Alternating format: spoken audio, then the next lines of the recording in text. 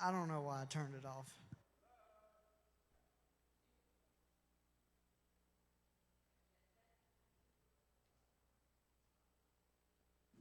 Check. There we go. Check. Well, as many of you know, I'm Pastor Bryan. I'm the children's pastor here at Church in the Orchard, and this is my wife, Veronica, who helps me out every week. So what we're going to do tonight is we're actually going to share our testimony, and we're going to testify too. So anyway, I'm going to let you go ahead and kick it off, and then we'll... Me? Okay. Yeah. All right, so as Bryan said, I get the honor and privilege of partnering with him in the children's ministry here at Church in the Orchard on Wednesdays and Sundays. And I'm also one of the table leaders here on Monday nights to an amazing group of ladies. We are on our second book, Empowered. Let's see, I am also, aside from that, the young women's leader on the council for Central Georgia VN, and accept just about every single call I get to serve on VN or trustees weekends. And some of y'all may be very familiar with those weekends. I also work full-time as a customer service coordinator with Active Minerals in Macon. And aside from all of that, I am first and foremost a follower of Jesus, wife to Pastor Bryan here, and mom to two wonderful daughters. My oldest is Autumn Rain, and she's 20. My youngest is 13, and her name is Adeline. God delivered me from addiction, drug addiction, almost 22 years ago. Alcoholism, almost 15 years ago. And sex relationship addiction, almost 14 years ago.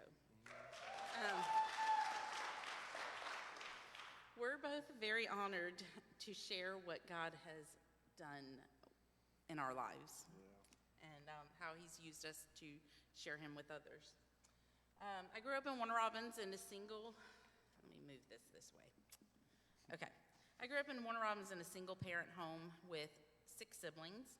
My mom raised us to the best of her ability, but as we know, it is not the Lord's plan for a woman to do it alone. I grew up with no visual example of what a godly marriage or father looked like. My mom and dad divorced when I was a year old because of his infidelity. I can remember desperately desiring his presence during my childhood. Not having him around had a huge impact on my perception of God, my self-worth, and ultimately the choices I made growing up and as a young adult. As children, my mom sent us off to church on Sundays on a church bus. Rather, we went to Bible Baptist Temple. She did not partake with us. And when I was there, I learned the difference between heaven and hell. And all I knew was heaven was good and hell was bad. And I knew I didn't want to have nothing to do with hell. So I think I was 9 years old. I recited the sinner's prayer, believing that's all I needed to do to be able to be saved from eternal hell. It, however, was not a heartfelt prayer. My grandmother was a large influence when it came to the way I viewed God.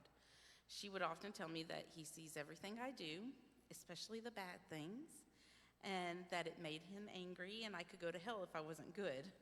So in my mind, I see God up here on this mountain ready to strike me down for every sin I committed. And I would never be able to obtain a relationship with him because, let's face it, I could never be good enough.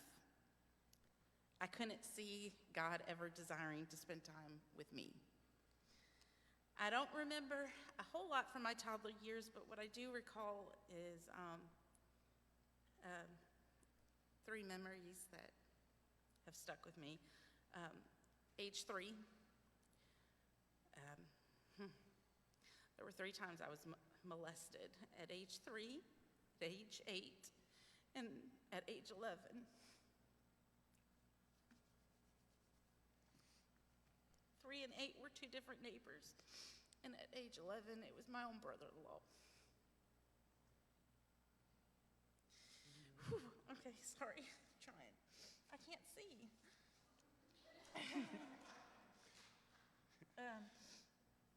For those of you who have experienced being molested as a child, you know it can cause insecurity and lack of discernment in knowing what pure love looks like. By age 11, I had thoughts of actually taking myself out of the world. My mom couldn't understand why her 11-year-old daughter would have those kind of feelings, suicidal thoughts, because she didn't know at the time what my brother-in-law had did. At the age of 13, I began to notice boys and ended up giving myself away in a way that is only meant for marriage when I was 14. In boys, I tried desperately to find the acceptance and love that I could not find with my earthly father due to his absence. With each boy that rejected me, it felt like rejection from my earthly father all over again. I stayed in this vicious cycle that continued into my adult years, attempting to find someone to love me. Overall, in school, I was a good student. I didn't excel in academics, but I got better grades than my siblings. So in their eyes, I was the good child. With that role comes an awful lot of pressure to never make mistakes. I strived to be my mother's good girl, always wanting to please her. My mother kept us busy in sports and extracurricular activities. She felt that if we stayed busy, it would keep us from getting in trouble. That wasn't always the case. I participated in pageantry, dance, cheerleading, and gymnastics. You could find me in numerous clubs and organizations in high school and college. I went through middle school and high school trying to find somewhere I belonged, as most teenagers do. I struggled with having confidence in myself, never feeling worthy of love. I continued for many years to follow on this journey of knowing there was a void, something missing in my heart, and trying to fill it. During the rest of high school and up until my early 20s, I continued to search for love in a guy. Again, there was that need to feel like I belonged to someone and that I was loved. In college, I stayed busy in my sorority and other organizations, still trying to find a place that I belonged. While in college, I met a married man who was separated from his wife at my summer job. He was like forbidden fruit to me. I knew in my heart it was wrong, but I continued to pursue him. We began an on and off again affair that lasted a year and a half. And when I became pregnant my sophomore year in college, I felt as though my world was destroyed. The majority of my sorority sisters told me I couldn't have a baby and finish college. I could only think of the disappointment my mom would have in me. I didn't want to be like my older sister, who became a teen mom. This man and I agreed to end the pregnancy because he already had 2 kids and I was in college. I thought afterwards that, I'm gonna be fine. Everything's gonna be great. What I didn't think about was, forgive me. Things didn't go back to normal. What I didn't think about was the amount of regret, remorse, grief, and emptiness I would feel after. I asked a lot of what ifs and if onlys. To this day, I still catch myself asking God in prayer to let my baby know that I'm sorry and I wish I could take it back. I often wonder what she would be like. I named that baby Caitlin, believing she was a girl. I struggled with the idea that I murdered one of God's precious children. I know now God forgave me almost 2,000 years ago before I even committed that sin. I finally forgave myself of this sin during my trustees weekend when former Mayor Randy Toms challenged me to nail it to the cross. With both my high school and college graduations, I sent invitations to my father, who didn't show up for either. I got my hopes up on both occasions just to be let down. These 2 things left me feeling rejected again. After graduating college with a Bachelor of Fine Arts in Business, I wanted to own my own dance studio, believe it or not. The only job I could find associated with my degree was assisting Coach Terry at Robbins Gymnastics. So I worked in restaurants and bars to supplement my income, which was not where I needed to be considering alcoholism and addiction runs in my family. It was in those places that being accepted by my coworkers meant getting involved with alcohol and recreational drugs. It started with drinking, then weed and ecstasy, followed by cocaine and meth and Xanax. Whatever it took to fit in with my peers and find a place where I belonged, that was what I did. Still looking for somebody to love me and to accept me. With the drugs and alcohol, I became the life of the party. I lived with a drug dealer. Our apartment became a hot spot for drug deals.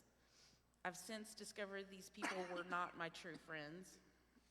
And if anybody here is spending time with people who are encouraging to do things that hurt yourself, such as drugs, they are not real friends at all. As Pastor Ferris has said before, misery loves company, and if they're headed down a path of destruction, they're going to want to take someone with them, and that'll be you. I've learned that to become a better person and make better choices, I have to associate with people who are making good choices themselves. This is why I choose to spend time alone with the Lord every day, because I want to be more like Him. During the parties, nights outs, and one-night stands, yes, I had a couple of them too, I became pregnant again at the age of 22. I made up my mind that I would be honest with my mom about this pregnancy. I was not going to make the choice I made before, regardless of the outcome. To my relief, my mom welcomed me with open arms and agreed to help me in raising who would have been my son. We went to a doctor's appointment to find out if my baby was a boy or girl. The nurse discovered that he had no heartbeat. I didn't want to believe it, and neither did my mom. I was sure she just didn't know what she was doing. The midwife came in and confirmed that my son had no life in him. I stayed hopeful while I waited 2 weeks for my body to miscarry. And when I didn't, I thought the medical staff was wrong. It wasn't until I showed flu-like symptoms that I was admitted to the hospital to have a D&C done. I cannot begin to tell you how empty, lonely, and discouraged I felt as I was wheeled out of the hospital holding just a box of a few things and cards from the hospital staff, but no baby. I sat and watched the other women being wheeled with their babies and felt that God was punishing me for taking one of His children's lives when I was in college. I went home to shut myself up in my room. Logan Lovett was born dead into the world on December 31st, 2002. Afterward, I felt as though God was done with me, so I wrote him off. I became consumed with destroying myself by taking drugs excessively. To be honest, I didn't even care how much meth I smoked at times. I would smoke it until I thought my heart would explode. I think a part of me was hoping to overdose. I just wanted to go to sleep and never wake up. I thought to myself, if God allowed my son to die, then He just didn't care about me, so why should I? After losing Logan in 2002, I began a long-term relationship with a man who I became pregnant by about a year or two later. I gave birth to my oldest daughter and rainbow baby, August 13th, 2004. Oh, there she is. Autumn rain changed my world for the better. At that time, I felt as though God had redeemed Himself by blessing me with this healthy and beautiful baby girl. Again, I was looking for unconditional love, but this time through a baby. I quit doing drugs. I was finally going to feel complete with my own family, but this was not where I found love. My fiance and I split up just 2 months after my daughter was born. I literally hated him for the longest time after crushing what dreams I had for our family, for making our daughter yet another statistic of a broken home. We both were horrible to each other. I know our inability to co-parent properly and respectively with each other affected our daughter. And she knows, I've sat her down and I've apologized to her for my part in that and made amends to her. With my daughter, I began attending church again. At the time, we were attending a church that accepted communion every week. And through that act being repeated weekly, it began to dawn on me just how much Jesus endured for me. This was when I truly understood and accepted Jesus as my personal Savior. I begged him to come into my heart, not to keep me from going to hell so much, but so I could be his. Now, I was not properly discipled after being saved, which made it easy for me to fall back into old ways. That's one of the reasons I know this ministry is so important. Through this ministry, God will help you in your recovery, discipling you to become a leader in your home, church, and community. A few years went by, and I decided it was time to get back into the dating game. I was still bitter and angry towards my oldest daughter's dad. I spent a lot of time away from my daughter as I started dating again, but I just knew I wasn't going to fall in love this time. Honestly, I just used these men for pleasure. I quit going to church because because I would go out with my girlfriends the night before or out with a man. So my excuse was that I had a hard time getting up on Sunday mornings. I even got myself a DUI attempting to drive to a man's house to be with him. I justified that I deserved to have some freedom and enjoy myself after everything I had gone through. New Year's Eve, 2010, my promiscuity and excessive drinking finally caught up with me.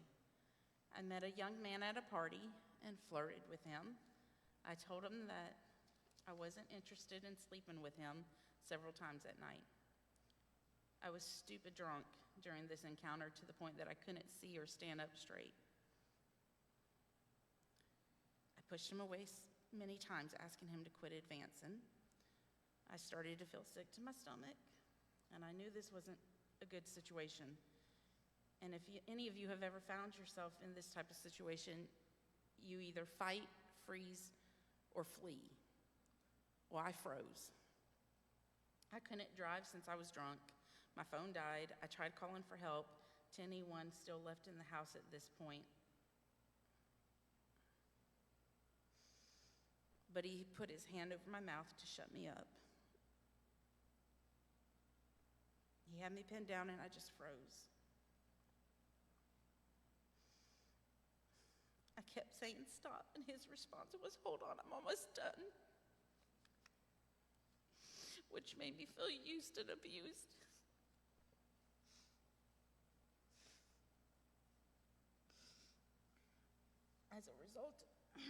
As a result of that night, I became pregnant with my youngest daughter. It took me several months to accept the fact that I was raped.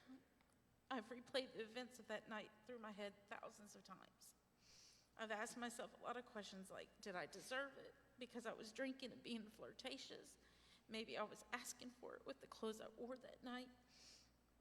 Granted, I should have made better choices that night, but the fact of the matter is that when I asked him to stop, that meant that stop.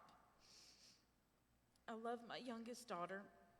I'd never asked God to undo the events of that night because he brought such good and beauty out of what was meant by Satan for my harm. Through working the 12 steps. Oh, there she is. You keep doing this behind me. Through working the 12 steps at Celebrate Recovery, my trustee's experience, and most of all God, it is all clear to me now that though this was how my daughter was conceived, she was also fearfully and wonderfully made.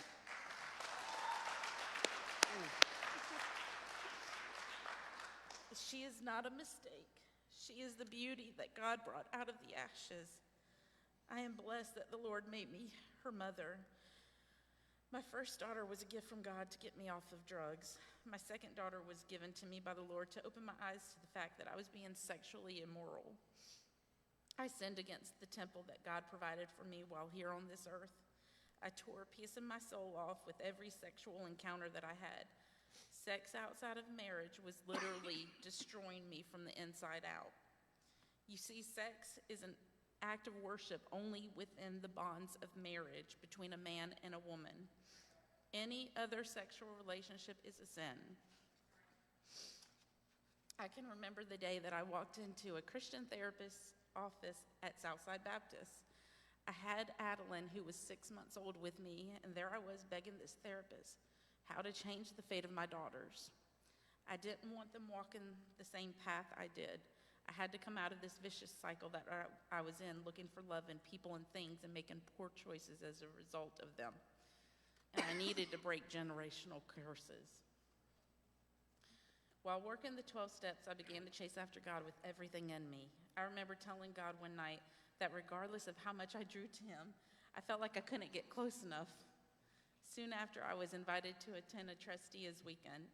You'll never guess what the theme of my weekend was: closer to God. Needless to say, when leaving those campgrounds, I knew I had experienced a closeness with the Lord that I had never known up until that time.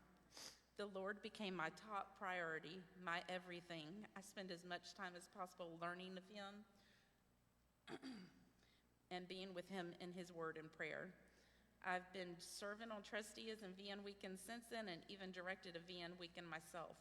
The theme of my weekend that I directed was broken and poured out, because I believe with every fiber of my being that we are to follow Jesus' example of living a life broken and poured out for him. I became a member of Christ Chapel Church in Warner Robins back in 2012. I'm trying to go fast, I'm sorry. After going through deliverance, I participated in a life group called Healing and Deliverance. I received baptism of the Holy Spirit in my prayer language, and in those meetings, I learned about spiritual warfare, from putting on the armor of God, cleaning both my spiritual house and my physical home, the authority I have through the Holy Spirit living in me, generational curses, the difference between possession and oppression, and so much more. So skip forward to 2016. I began to intentionally pray for God to send the husband that he planned for me. I prayed that he would be faithful to me, that he would provide and protect us, that he would have a great sense of humor, that he would love me and my daughters as if we were his own, or as if they were his own. But most of all, I prayed for someone who loved God first and foremost, above anything or anyone else, because I knew if he loved God first, then he would love me the same way I needed. Only problem is, the men I met did not have the same goal of marriage as I did. I had this reunion group from trustees I was a part of and still am today. I asked my sisters to pray with me for God to send my husband. One of my reunion group sisters commented that her brother had the same concerns with dating that I did. She decided to give her brother my phone number. He called the next day, and we made plans to meet for coffee. So the next evening, I went to Wellston Station, and in walked a man who loved God as much as I did.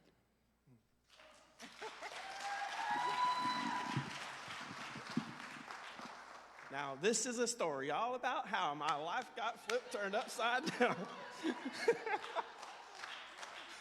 Well, I want to tell you guys, I wanted to give Veronica a chance to tell the first part of her story, because I really want you guys to see how our stories came together. And it wasn't by anything that we did, it was all God. So I want to give you my testimony and tell you what happened with me and how I came to a relationship with Christ. I accepted Jesus Christ as my personal Savior when I was 5 years old. It was a result of having very good leadership in a children's program, as well as my mom, who was a Christian teacher. Both of them kind of poured into me, and I realized when I was 5 years old that I was lost unless I had Christ in my life. I would love to tell you that I have chased after Christ my entire life, but hey, I'm human, I make mistakes too. However, that being said, what I really want to tell you guys about tonight is I want to testify, okay? I want to testify about the amazing miracles, signs and wonders that God has done in my life. And so I kind of want to start off. I was sitting in my biology class when I was in 11th grade, and the teacher was talking about genetics. She was talking about how if you have this mom with this hair color and this dad with this hair color, this is what kind of kids you're going to have and stuff like this. And at the time, I prayed, and I was talking to God at the moment, and I was just like, God, I was like, if I ever have kids, I think it'd be cool to have, I want a blonde-haired, blue-eyed daughter. Even though I know that statistically the likelihood of that happening was probably pretty slim. But that was it. It was just a quick conversation with God. So after high school graduation, I watched as many of my friends got married. Some of them started their families. However, I did not. Not that I didn't want to. I even prayed and told God I think I'd like to meet a godly woman and settle down and start a family. I joined the Air Force. Man, that was a long time ago. But, excuse me. I met lots of new people, but still no wife. I met lots of people when I was in the military, but I didn't meet a wife. Fast forward, and I had gotten into my 20s, my late 20s, and many of my friends had gotten married. Some of them even now had kids of their own. I was the best man at 14 weddings, a groomsman at 9, and I still didn't have a family of my own. So, yeah, that is a lot of weddings. I got out of the military, and I thought, well, I probably need to prepare myself for a family. I need to get a good job. I need to make sure I'm going to church every Sunday. I need to get a good career and get my house, and get my life together. Because I thought that's why I hadn't yet met Mrs. Right. So I worked really hard at building a career that would support a family, and I had gotten to my 30s. And I had a great job. I had my own house. I had money to burn. I was active in my church. I had my life together, or so I thought, and still no family. And so I had a friend who had just gotten engaged, and he said, hey, let's go hiking on the Appalachian Trail. And I love to go hiking, so I was like, sure, let's go.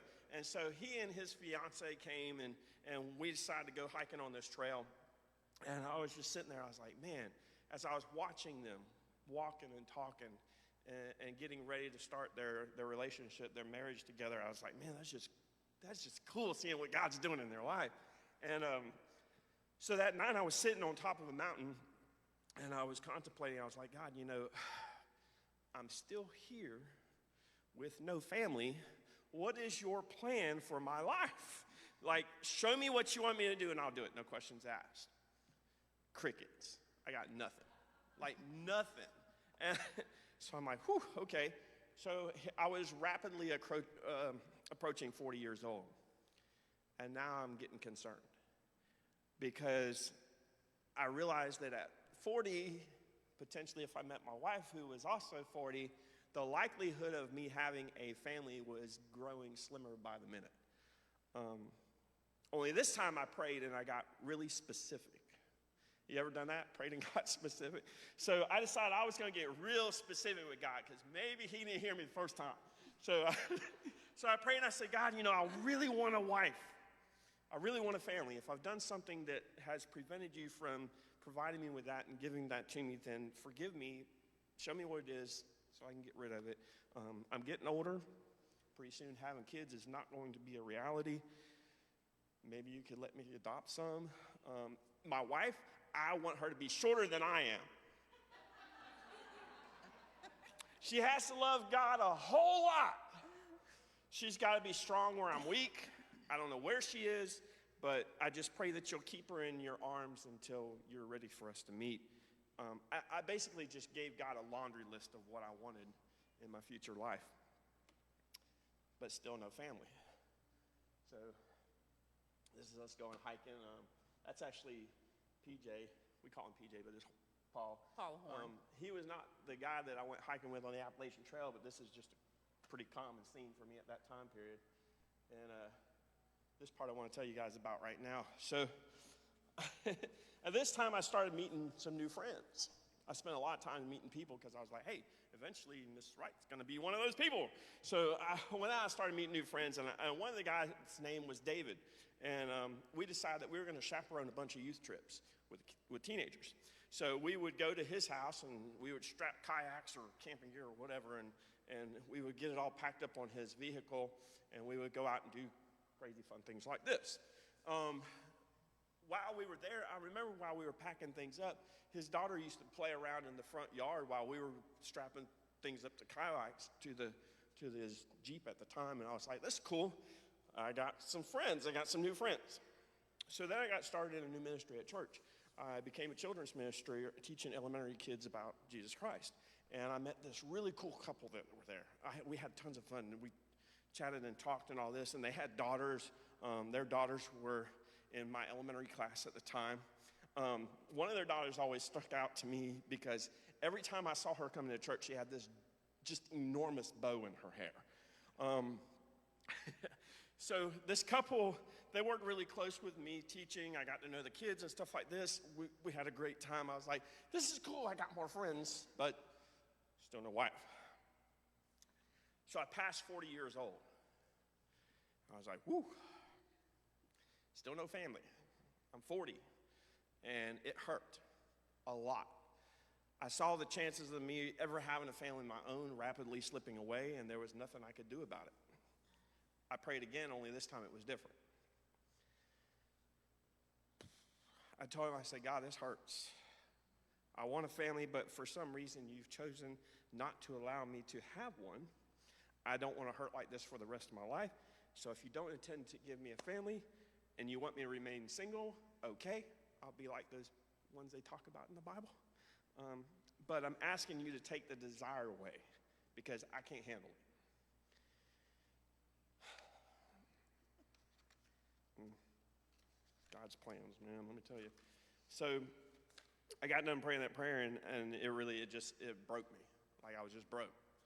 And so I stopped dating. I stopped looking.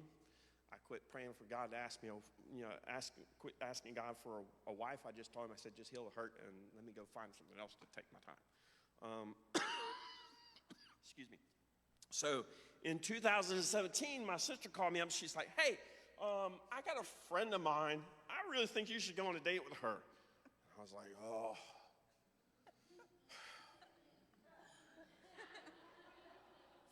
Fine. You know? I said yes, even though I wasn't sure I even really wanted to. I was pretty much done with dating, and I didn't even want to open that door again. But I went on that date, just coffee at a coffee shop. And we spent the entire night in the coffee shop just talking, to the point to where the servers were like, you need to leave. We're closing. You know, they were putting chairs and flipping them upside down on the tables, and we're sitting there, and they're just looking at us like, door. So, but we did finish talking. I left and I went home. And when I got back to the house, I realized that the entire night that we were there, our whole entire conversation for hours was not about myself, wasn't about her, it was about our relationship with God. And I was like, whew, that's something different. Like that's just different. I got to go out with her again.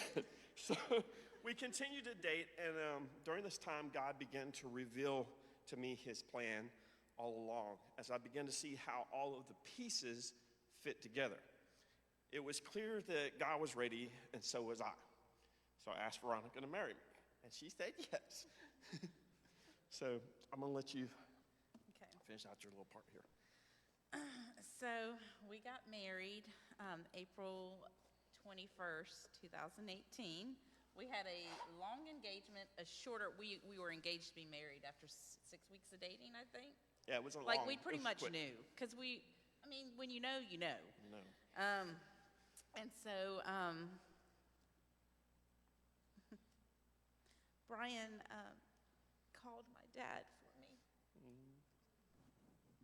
and said, look, I'm not asking you, I'm telling you, you need to be at our wedding. And I got to dance with my dad at my wedding.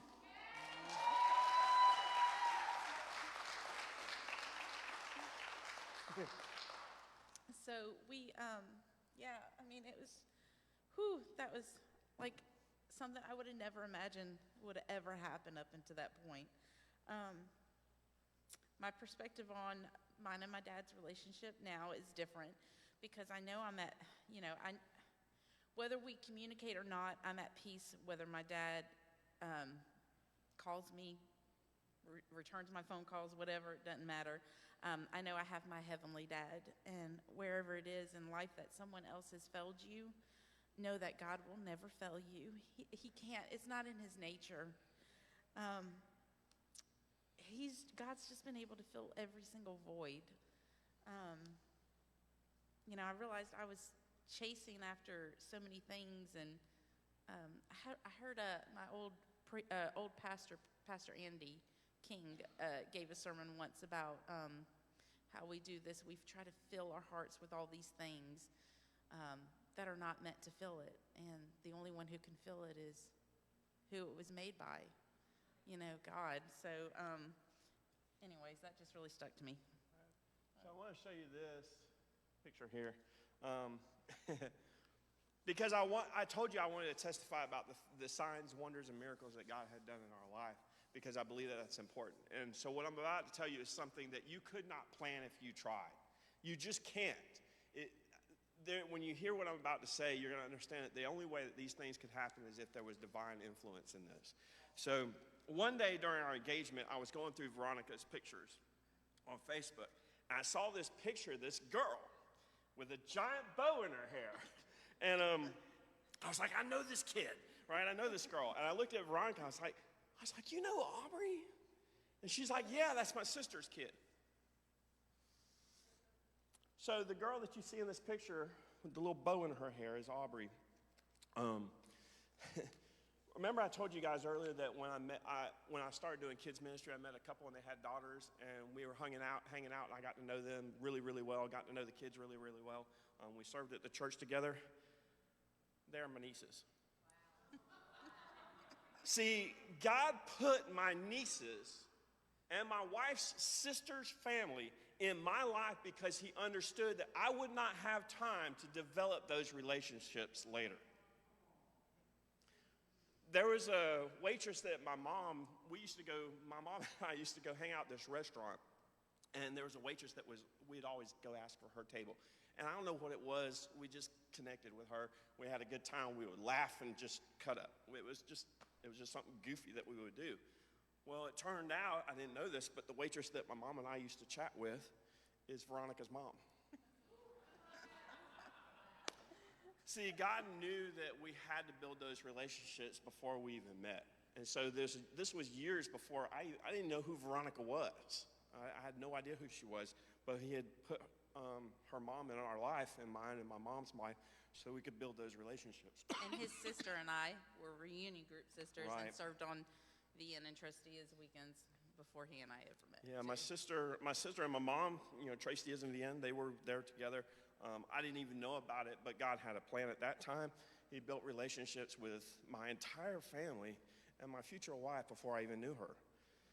When I started in children's ministry, I thought it was just God putting me in a ministry, but I didn't realize that God was using that ministry to prepare me for my own children because he had a plan. He knew that I needed to be able to know children and understand them to be able to lead my own. That friend David that I went on youth trips with, that we used to load kayaks up on the Jeep, his daughter that used to laugh and play in the front yard while we were packing up, she's my stepdaughter, Autumn Rain. You see, God knew that he was going to put kids in my family that weren't my own, and he wanted to make sure that I had a relationship with them before they were mine. When I was sitting in that biology class in high school, praying about my desires for a daughter, I thought it was just a silly conversation with God. I want you to understand that there are no silly conversations with God. When we pray, he hears every single word. So this is Aubrey. This was last week. The one on the end, this far end is Zoe, one of my nieces. Alan's in the next one. And then that's Aubrey all grown up now.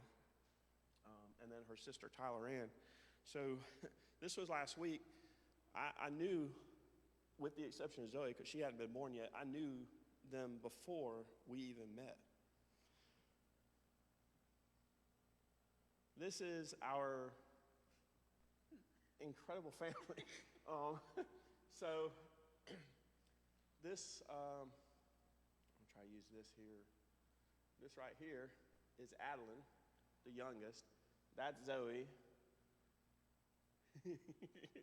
Look at the bow. Guess who that is, right? Aubrey, Tyler Ann. Her sister is in the background. This is, that's Autumn Rain standing there. So this was at our wedding. In April 2018, I was married to the love of my life. But in August of 2018, I adopted my daughter, Adeline.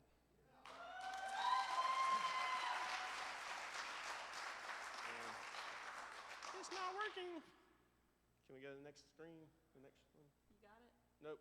Sorry, there should be a picture of Adeline in there. Oh, right there. Yes.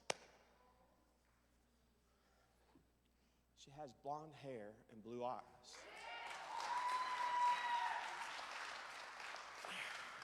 I want you to hear me when I say this.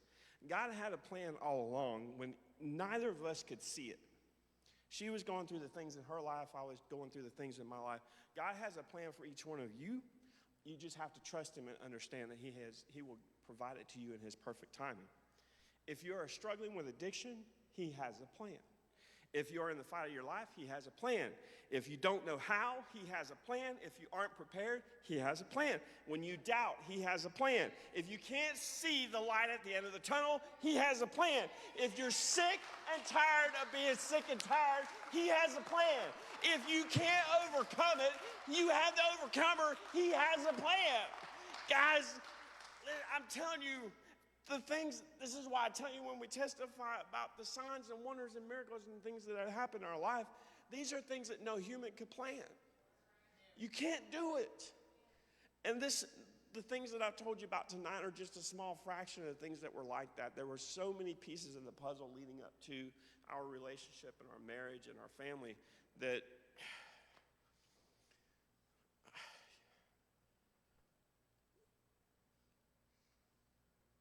from my standpoint of looking at our relationship, that if there was ever any doubt about who God is and how he interacts with us and what he does in our lives, the doubt was removed when we started seeing all these pieces. Like, we have an amazing King of the universe who is not some God that's far off that doesn't care about you. He is a God who's right here present in the moment, listening to your desires, listening to your prayers, listening to the things that are going on. Do not think for a minute that he does not have a plan for your life. He has a plan for everything. I'm going to tell you tonight I'm just going to tell you tonight, some of you guys, the reason why you have not yet experienced the plan that God has for you is because you haven't yet surrendered your plan.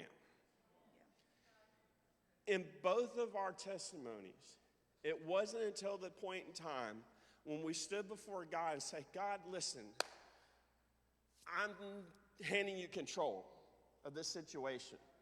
From her side, both with addictions and things like that, from my side when I said, God, listen,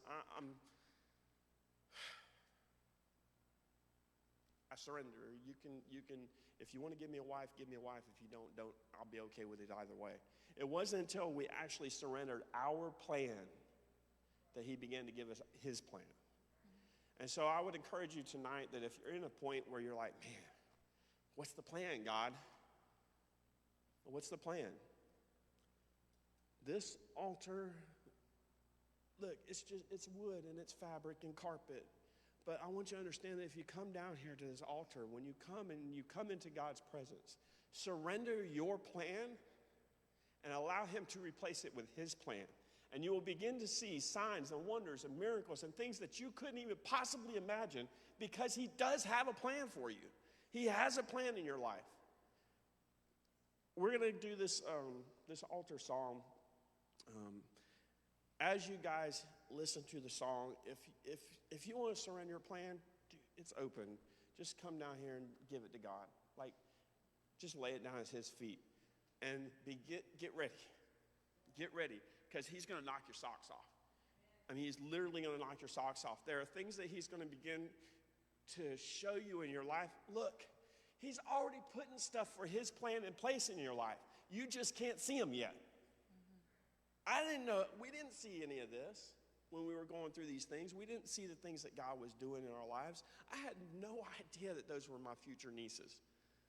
I had no idea that the lady that I talked to at a restaurant was my future mother-in-law. I didn't know that the people that my sister was hanging out with was going to be my future wife. I didn't know that the daughter I asked for when I was in 11th grade, that I was going to meet her one day and be able to adopt her. I had no idea. God did. He knew it all along. The altar's open if you guys want to come down and just talk to God and let him know you want his plan. His plan is good. He has plans to prosper us, right? Not to harm us.